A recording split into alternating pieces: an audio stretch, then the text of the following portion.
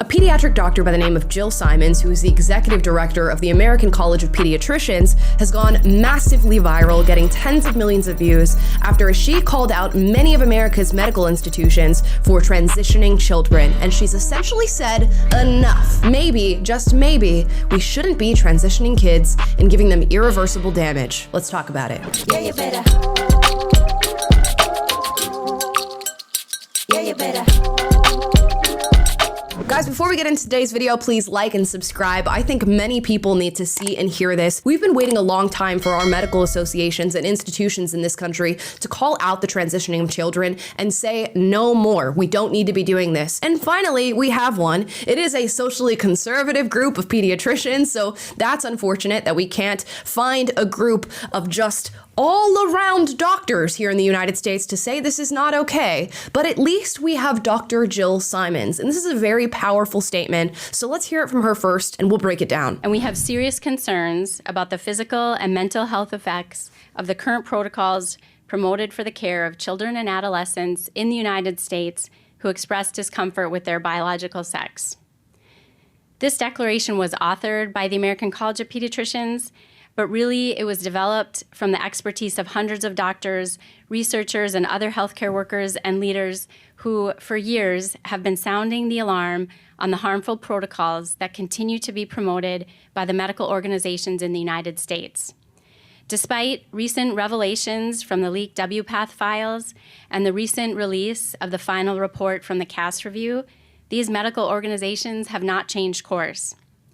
So we are calling on these medical organizations of the United States, including the American Academy of Pediatrics, the Endocrine Society, the Pediatric Endocrine Society, the American Medical Association, the American Psychological Association, and the American Academy of Child and Adolescent Psychiatry to follow the science and their European colleagues and immediately stop the promotion of social affirmation, puberty blockers, cross-sex hormones, and surgeries for children and adolescents who experience distress over their biological sex. A lot to unpack there. First of all, shout out to the American College of Pediatricians for calling this out and saying that we need to immediately stop this treatment with children. If there's something deep inside you that is saying that this feels wrong, that it's wrong to give children double mastectomies, that it's wrong to allow minors to be on cross-sex hormones, that it's wrong to allow minors to socially transition and believe that they are a gender other than the one that they were born as. If you are feeling that feeling, follow it, because I can guarantee that the actual science and research behind that feeling will back you up. She mentions our European counterparts when it comes to medicine,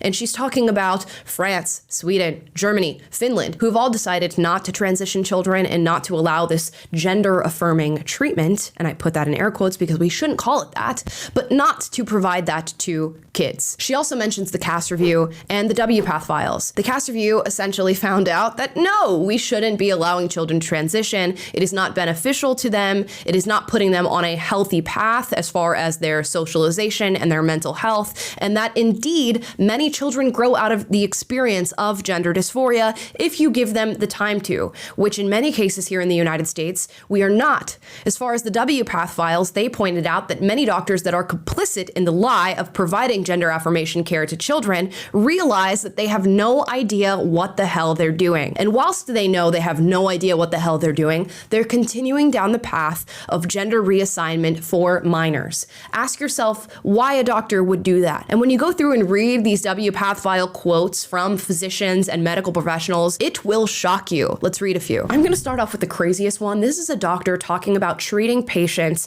with dissociative identity disorder who also want to transition. For those of you who don't know what dissociative identity disorder is, it's when a person has multiple personalities, essentially. One host personality and one or many alters that they switch out of as they dissociate. This medical professional, in reference to treating patients with DID who are also experiencing gender dysphoria, says, quote, "In the last 15 years, I had to regrettably decline writing only one letter, mainly because the person evaluated was in active psychosis." They go on to say, they had alters who are both male and female gender, meaning different personalities who were male and female gender, and it was imperative to get all alters who would be affected by the hormone replacement therapy to consent. Can anybody let me know how a physician gets a person with multiple personalities to consent to treatment like hormone replacement therapy? Let me know in the comments down below. Here's one about a 16-year-old patient. They found 2 liver masses on this individual, and it says, quote, "The likely offending agents were the hormones." And here's another quote, quote, "Most of the kids are nowhere in any kind of brain space to really talk about it seriously," in reference to transition. And it's crazy that it takes all of this research and review to point out what we already know, that kids shouldn't be able to transition, when we have all of this informed by other research and studies that have been carried out with our international counterparts in Europe. But I digress. Here we are.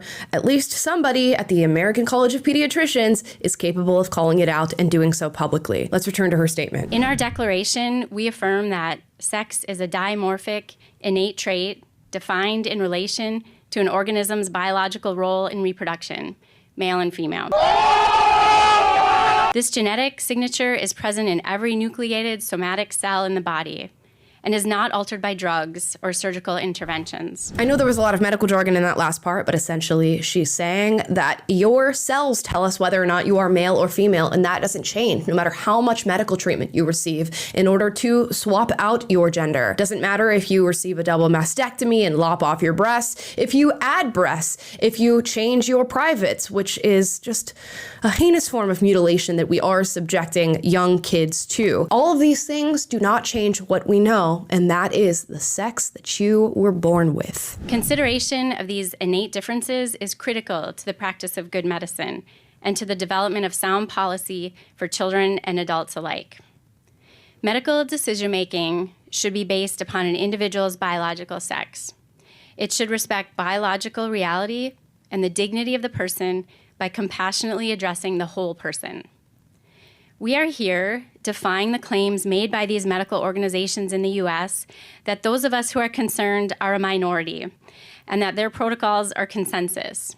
They are not consensus, and we are speaking in a loud, unified voice, enough. All right, and I know she has to keep it professional. She got a little white coat on. She's representing, a large institution / organization, but she could have screamed that enough, okay? That's what people need to hear at this point. We've waited far too long to hear statements like this, and it's just unbelievable that we've gotten this far down the path of twisting reality or trying to create a new reality, and that this even needs to be said. With that being said, let's unpack the last moments in her statement, because I feel as though the last 3 points she makes are extremely powerful. The first thing she says is that your sex informs the treatment that you receive when you go to see a medical professional. Men and women are treated differently. They show up in the world differently. They are biologically different, mentally, physically, all these different things show up when you go to a doctor's office to be treated by them. It informs their policy. It informs their treatment plan. And to deny these things and act as though we are something we are not is a travesty within the medical community. Men and women communicate differently. They show up differently as far as symptoms when it comes to different diseases and ailments, and they respond differently to different treatments. These are all things that we've known for quite some time, yet are somehow ignoring for the sake of gender theory and gender ideology. She goes on to talk about compassion and dignity, and this might be the most important part of her speech or statement, because we are so often told that those who push away gender ideology or decide not to adhere to it are lacking in compassion and do not treat people with dignity. And it is in fact quite the opposite. The people who are calling out this medical malpractice are the ones who are trying to preserve quality of life and life itself. They know that pushing people down the path of transition is not a healthy treatment plan for individuals that are experiencing gender dysphoria, and especially minors experiencing gender dysphoria. Yet we are told that somehow the truth is not compassionate, even though it will go on to save lives and improve the quality of life for those who are experiencing gender dysphoria. Lastly, she questions the idea of a consensus on this issue. We're told all the time that every single major medical institution here in the United States agrees that we should be transitioning children, that gender affirmation care is the best route for minors, when in fact, that's not the case. And for a long time now, we've had doctors, medical practitioners, scientists, researchers raise their hand and say something is not right here, and we have the science to back it up. What happens to those those people. They are censored, silenced, deplatformed, pushed out of the medical organizations that they were once representatives of. And for some, that silencing was successful. They stayed quiet. But for others, they decided to gather together, organize, and put out more information so that the public can get ahead of this crisis. And thank goodness for those individuals that they didn't allow what we would now consider as systemic malpractice to take place. And thank goodness for those people for not allowing these greater organizations to silence them. This is systemic malpractice. I think it's going to be one of the greatest medical crimes committed against children once we get out of this period and we're able to see this from a viewpoint of actual clarity. And I hope that statements like this don't stop with the American College of Pediatricians and that we find more medical institutions to come forward and be willing to say these things in public. They mentioned many who need to start throwing their hat in the ring as far as larger organizations here in the United States who are adhering to gender ideology. And we'll wait, because right now it's crickets, but we'll wait for you guys to come and speak up, because whether you like it or not, people are starting to wake up. They're starting to find out how heinous these crimes against children actually are. And when they fully realize what's going on, it will be your fault. The blood, the despair, the heartache, the regret of these children will be on their hands. And the sooner that they wake up and realize that, the sooner we make actual meaningful change in this country, not just words from doctors that should have been said a long time ago. These medical practitioners and physicians took a Hippocratic oath to do no harm, yet we are committing some of the most heinous acts of harms within medicine right now at this very moment. And it's time we stopped. As Dr. Jill Simmons said, enough. Now I'd like to hear your thoughts on this. As always, if you disagree with anything said in this video, I encourage healthy debate, so do get out in the comments down below, but do so respectfully. If you like this video, like, subscribe, click the notification bell to be notified every single time I post a video for you guys, which is every day. And with that, I will see you guys next time. Bye. Yeah, you better. Yeah, you better.